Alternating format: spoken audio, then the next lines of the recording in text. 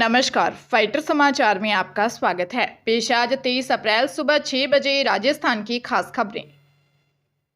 पश्चिम बंगाल शिक्षक भर्ती घोटाला मामले में कलकत्ता हाईकोर्ट ने बड़ा फैसला सुनाया। कोर्ट ने कथित तौर पर अवैध रूप से प्राप्त सभी नौकरियां रद्द कर दी।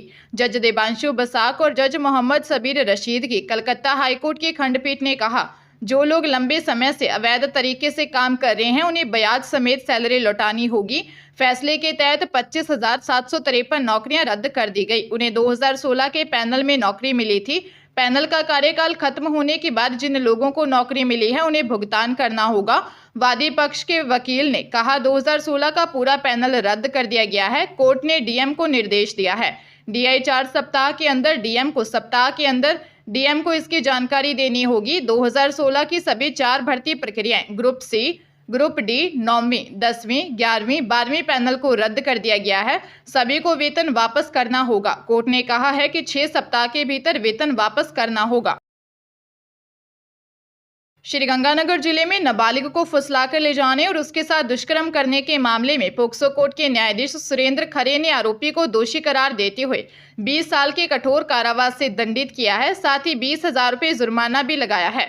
यह फैसला सुनाया। विशेष लोक अभियोजक गुरचरण सिंह रुपाणा ने बताया कि 4 फरवरी 2021 को सदर थाने में पीड़िता ने दी रिपोर्ट में बताया कि उसकी नाबालिग पुत्री सुबह स्कूल गई थी। छुट्टी होने पर घर नहीं पहुंची तो उसकी तलाश शुरू की। पता चला कि उसकी पुत्री को बबलू सिंह निवासी 33 जीजी फुसलाकर अपने साथ ले गया। पुलिस ने जोधपुर से नाबालिग को दस्तयाब किया। बाल कल्याण समिति के आदेशों पर नाबालिग को उसके परिजनों के सुपुर्द कर दिया। इसके बाद बबलू राम को गिरफ्तार कर कोर्ट में चालान पेश किया। राजस्थान की सबसे हॉट सीट बाड़मेर में त्रिकोणीय संघर्ष ने रेगिस्तान में चुनावी राजनीति के बवंडर उठने शुरू हो गए हैं। राजस्थान के सीएम भजनलाल शर्मा और पूर्व सीएम अशोक गहलोत का तो यहां आना जाना लगा हुआ है। वहीं बाड़मेर, बालोतरा, जैसलमेर में स्टार प्रचारकों की सभा ने पूरी रंगत ला दी। बाड़मेर जैसलमेर लोकसभा सीट पर बीजेपी ने अपनी पूरी ताकत झोंक रखी है। पीएम मोदी की चुनावी सभा के बाद तो यहां निर्दलीय प्रत्याशी रविंदर सिंह भाटी को रोकने के लिए स्टार प्रचारकों की फौज लगी हुई है। WWF के सुपरस्टार दलीप सिंह राणा उर्फ ग्रेट खली की एंट्री के बाद अब बॉलीवुड अभिनेत्री और हिमाचल प्रदेश के मंडी लोकसभा क्षेत्र से भाजपा प्रत्याशी कंगना रनौत कल आ रही हैं। चर्चा है कि बॉलीवुड स्टार सनी देओल भी यहां चुनाव प्रचार के लिए आएंगे।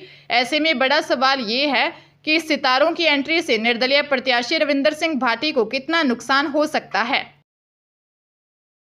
सुप्रीम कोर्ट ने 14 वर्षीय एक दुष्कर्म पीड़िता को 30 हफ्ते का गर्भ गिराने की इजाजत दे दी। इसी के साथ सर्वोच्च न्यायालय ने बॉम्बे हाईकोर्ट के लड़की को गर्भ गिराने की मंजूरी न देने के फैसले को भी पलट दिया।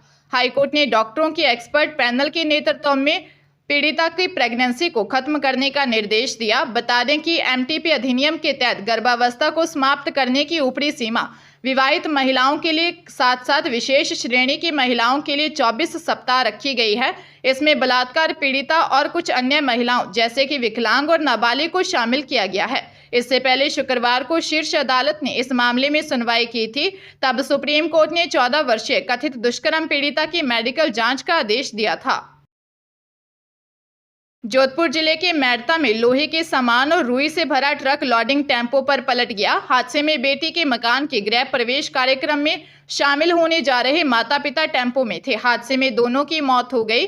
हादसा जोधपुर में आयुर्वेद विश्वविद्यालय और बावड़ी के बीच हुआ। नागौर जिले के मेड़ता के रैण कस्बे के रहने वाले 48 वर्षीय रामकिशोर आचार्य और उनकी पत्नी 45 वर्षीय चूका देवी टेम्पो से जोधपुर जा रहे थे।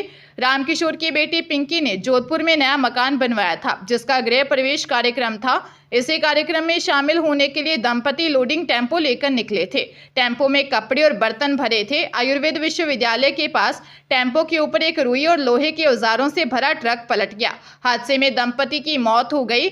हादसे के बाद मकान के गृह प्रवेश कार्यक्रम की खुशियां गम में बदल गई।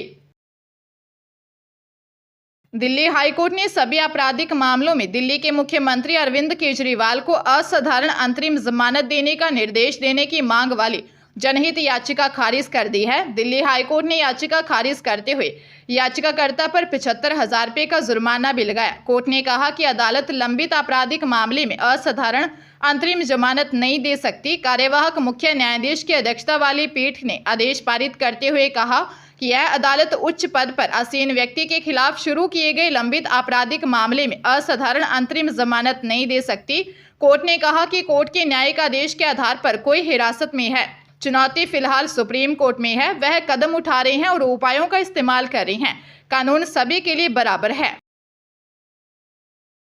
प्रदेश में दूसरे चरण की 13 सीटों पर होने वाले लोकसभा चुनाव को लेकर सियासी पारा गर्म है। इनमें 8 सीट ऐसी हैं जहां भाजपा, कांग्रेस और अन्य दल व निर्दलीय 12 चर्चित नेताओं की प्रतिष्ठा दांव पर लगी हुई है। पहले चरण में कम वोटिंग से जीत को लेकर आशंकित दलों ने पूरी ताकत झोंक दी है। मुकाबला काफी रोचक बन गया है। इन बड़े नेताओं में भाजपा की ओर से लोकसभा अध्यक्ष, 2 केंद्रीय मंत्री, भाजपा प्रदेश अध्यक्ष शामिल हैं। वहीं कांग्रेस से पूर्व विधानसभा अध्यक्ष, पूर्व सीएम के पुत्र, पूर्व मंत्री, वर्तमान विधायक चुनाव मैदान में हैं। अन्य दलों के 2 विधायकों ने भी चुनाव मैदान में ताल ठोक रखी है। 13 लोकसभा सीटों में से 2 सीटें त्रिकोणीय और अन्य सभी सीधे मुकाबले में फंसी हैं। ऐसे में बड़े नेता भी अपने प्रत्याशियों को जिताने को लेकर चुनावी सभाएं और रोड शो करने में ताकत झोंक रहे हैं। तीर्थ यात्रा को लेकर IRCTC द्वारा भारत गौरव टूरिस्ट ट्रेन संचालित की जाएगी। यह ट्रेन जगन्नाथपुरी, गंगा सागर, गया, वाराणसी और अयोध्या धाम के दर्शन कराएगी।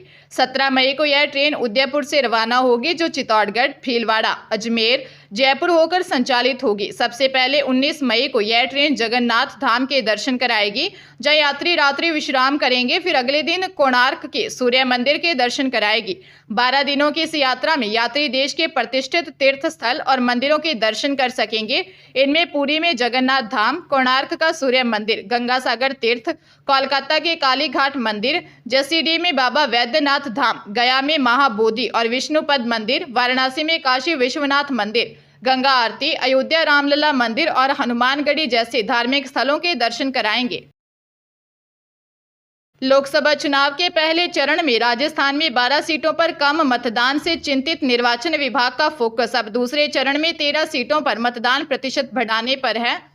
इसे लेकर मुख्य निर्वाचन अधिकारी प्रवीण गुप्ता ने दूसरे चरण के लिए वोटिंग की तैयारियों की समीक्षा की है। श्री गुप्ता ने दूसरे चरण के 13 लोकसभा क्षेत्रों के जिला निर्वाचन अधिकारियों और राज्य स्तरीय अधिकारियों के साथ बैठक में मतदान की तैयारियों की समीक्षा की। बैठक में प्रवीण गुप्ता ने लोकसभा आम चुनाव में 100% मतदान के लिए आवश्यक दिशा निर्देश दिए। उन्होंने कहा कि 2023 के विधानसभा चुनाव में जिलों द्वारा मतदान केंद्रों पर अच्छे प्रयास कर उनके वोटिंग प्रतिशत को 10% और उससे भी अधिक बढ़ाया है। दूसरे चरण के जिलों को भी इसी प्रकार से मतदान केंद्र स्तर पर प्रयास कर वोटिंग प्रतिशत बढ़ाना है। प्रवीण गुप्ता ने बताया कि दूसरे चरण के लिए कुल 2,71,13,276 मतदाता पर्चियां वितरित की जा चुकी हैं।